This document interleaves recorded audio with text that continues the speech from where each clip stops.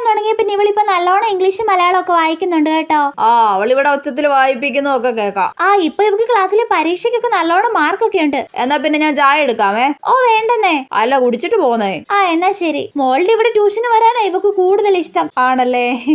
എങ്ങനെ ഇപ്പൊ ഫീസ് ചോദിക്കുന്നേ? അത് കിട്ടിയിട്ട് വേണം പുതിയ ടോപ്പ് എടുക്കാൻ. ചേച്ചി പിന്നെ ഫീസ്? അയ്യോ മോളെ, ഞാൻ ഫീസ് വീട്ടിൽ നിന്ന് എടുക്കാൻ വിട്ടുപോയി കേട്ടോ. നാളെ തരാം കേട്ടോ. ശരി ചേച്ചി. മോളെ, പിന്നെ ഇവക്ക് മലയാളത്തിൽ ഒരു പാഠം പഠിപ്പിച്ചിട്ടില്ലായിരുന്നോ? ഏത് പാടവാ?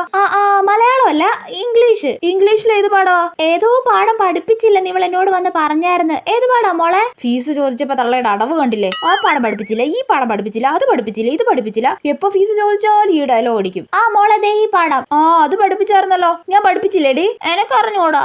ഈ മണ്ടക്കൊച്ചും കണക്ക് തന്നെ. ആ പാഠം പഠിപ്പിച്ചായിരുന്നു ചേച്ചി. ആണോ? എന്നാലും ഒന്നുകൂടെ പഠിപ്പിച്ചേക്കണേ മോളെ. നേരത്തെ വരെ എന്നെ പൊക്കി പറഞ്ഞിട്ട് ഫീസ് ചോദിച്ചപ്പോ ഞാൻ പഠിപ്പിച്ചില്ല പോലും. ദുഷ്ടത്തി.